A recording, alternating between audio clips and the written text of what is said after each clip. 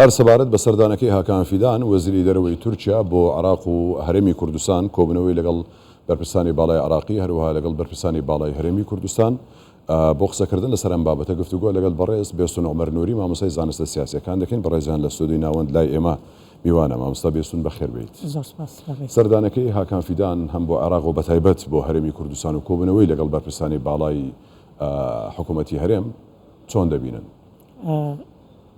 دوای هەڵبژارنەکەی چاردەی 2023 لە تورکیا یەک لەو دروشمانەی کە سەرۆکی کۆماری تورکیا ڕەجەب تەیب ئەردۆغان بانگەشەی بۆ کرد سەدەی تورکیایە واتە قۆناغێکی نوێ لە تورکیا دێتە ئاراوە. ئەو قۆناغە نوێ بە گۆڕانکاری کۆمەڵێک کەسایەتی لە کابینەکەی پێکێنا. یەک لەو کەسایەتیانە کە هێنایە ناو گۆڕەپانی سیاست و لە بواری ئاسایش و با بڵێن لە بواری دەستگای هەواڵگری دووری خستەوە هێنایە ناو سیاست و پۆستێکی زۆر گرنگی پێدا هاکان فیدان بوو. هاکان فیدان ئەوەی کە بەخۆی باسی لێوە دەکات بە پاراستنی نهێنی و سەروەری خاشی تورکیا هەژمار دەکات. کاتە ئەو هاکان فیدان یەک لەو گۆڕانکاریانە گرنگە بوو کە لە کابینەی نوێی تورکیا دروستی کردو.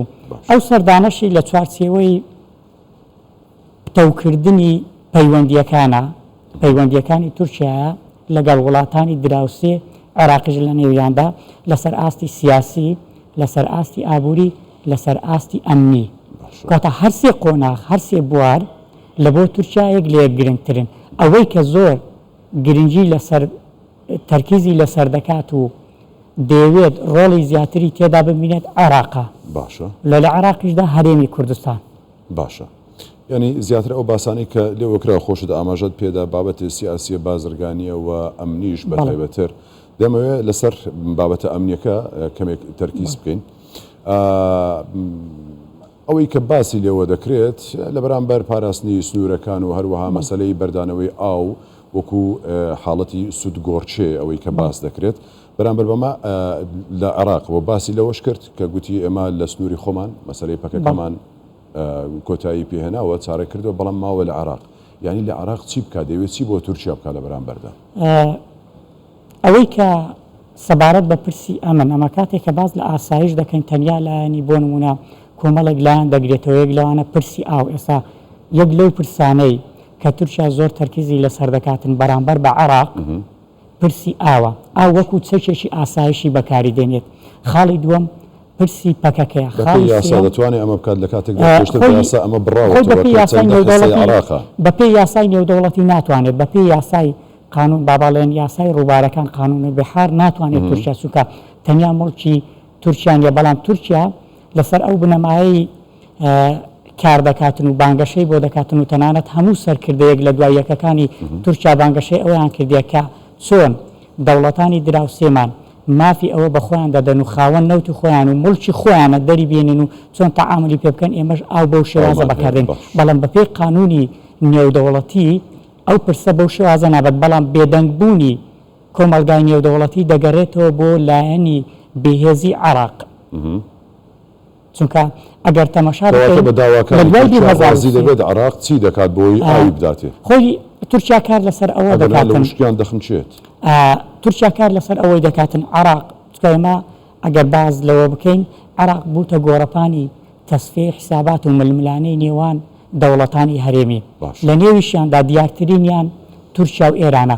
کاتە بەهۆی ئەوەی کە ئێران لە ڕێگەی میلیشیا شیعەکانەوە دەسەڵاتی یەکجار زۆر بووە لە عێراق و تەنانەت دەکرێت بڵێن زۆربەی بڕیارەکان کە لە عێراق دەدرێت بەبێ گەڕانەوە لە بۆ ئێران بڕیارەکان نادرێت. کاتە ئێران بە هەمان شێوە لەبەر ئەوەی دەوڵەتێکە خۆی هاوشانی ئێران دادەنێت بە هەمان شێوە دەیەوێت کاریگەری لەسەر عێراق بێتن و هاوسەنجێک دروست بکات. ئەو هاوسەنجەش لە ڕێگەی کارتەکانی فشارەوە دەبێت. کاتی فشارجێک لەو کارتانەی کە بەکاری دەینێتن ئاوە. کەواتە ببرد لەمینە قسەکانتەوە کەواتە لێرە ئەو کارتە فشاری کە بەکاری هێناوە فعلەن کاری خۆی دەکات. عێراق ڕێک بەو زمانە سادەیە بەگوێی تورکیا دەکات بە داواکانی ئەو ڕازی دەبێت. تاوەکو ئێستا عێراق ئەوەی کە تورکیا بانگەشەی بۆ دەکاتن و هەوڵی بۆ دەدات یەک لەو خاڵانەی کە هەتا ئێستا عێراق و تورکیا پێک ناکۆکن یەک لەسەر پرسی پەکەکەیە. تەنانەت سوودانیش کاتێک کە سەردانی تورکیای کرد لە دوای ئەوەی کە بووە سەرۆکی سەرۆکوەزیرانی عراق یەک لەو پرسانێک کە متفق نەبوو لەگەڵ تورکیا پرسی پەکەکە کە وەکو تیرۆریز ڕێکخراوێکی تیرۆریستی بیناسیێنن دووەم پرسی ئاو ینی پرسی ئەو مافەی بە تورکیا نەدات کە ئەوان بەو شێوازە بکەن لەبەرەوەتی قابلی گفتوگوۆیە ئێمە لێرەدا تورکیا بانگەشەوە دەکات کە ئێمە ئاوی تەواوتان بۆ بەردەدەینەوە لە بەرامبەردا پەکەکەمان بۆ لە خاچی خۆتان بە دەرکەن و هەروەها نەفتیشمان بدەنێ ئەوەی کە تا ئێستا عراق دەگەرێتەوە سەر ئەو هەڵبژاردانەی کە عراق لە بەردەستێتی چی لە بەردەستە یەک لەو خیاراتانەی کە عراق لە بەردەستێتی دەتوانێت بۆ نمونە لە ڕێگەی ئابووریەوە کاریگەریەکی زۆر لەسەر تورکیا بکات چۆن تەنانەت یەک لەو خیارانەی کە باس کراوە توێژەران و هزرمەندانی لەگەڵ حکوومەتی عراقی باسییان کردەوە کە ئیتر بازرگانی لەگەڵ تورکیا ڕابگرن نەوت و وزا کە یەک لەو کارتە بەهێزانەیە کە عراق دەتوانێت بەرامبەر تورکیا بەکاری بێنێت نەوت و وزا پەشی دەکەوێت نەوت و وزا لەو بارودۆخەی کە ئێستا هەیەتی بەڵێ لەبەرەوەی ئەگەر ئەمە تەماشا بکەین بارودۆخی عراق بارودۆخی تورکیا زۆر خراپە لە ڕووی ئابووریەوە ئەگەر پاشە کشە بکات لە ڕووی ئەو هێزە سەربازیانەی کە لە سووریایە کە لە عراقە و بەرامبەر بەو پرۆژەی کە هیلالی شیعی ئێرانەکە ئەو هێزە سەربازیانەی لە وڵاتان هەیە ئەگەر بکشێتەوە کەواتە لەو بانگەشەیە کە تورکیای بەن تورکیای سەدە ناو دەباتن و خۆی وەکو دەوڵەتێکی خاوەن هەژبوون و کاریگەر لە ڕۆژهەڵاتی ناوەڕاست دەناسێنی کەواتە پاشە کشە لەو پێگەی خۆی دەکات ئەگەر پاشە کشە نەکات کەواتە پێویستی بە بودجەیەکی زیاد دەبێت بەدەستکەوتنی ئەو بودجەیە بە هەرزانترین نرخ تێچوونی کەمێک عراقا ئەمە با پێ بڵم لە سەردانێکی بۆ لە دوای دەست بەکاربوونی ڕەجەب تەیب ئەردۆغان سەردانێکی بۆ ئیمارات و دوبەی و بۆ نمونە سعودیا و کردوانە کرد لە گرنگترین خاڵ پتەوکردنی پەیوەندیە بازرگانیەکان لە نێوان ئەو دەوڵەتانە و خاڵی جەوهەری سەردانەکەی بوو کاتە گەیاندنی تورکیا بەکەندا و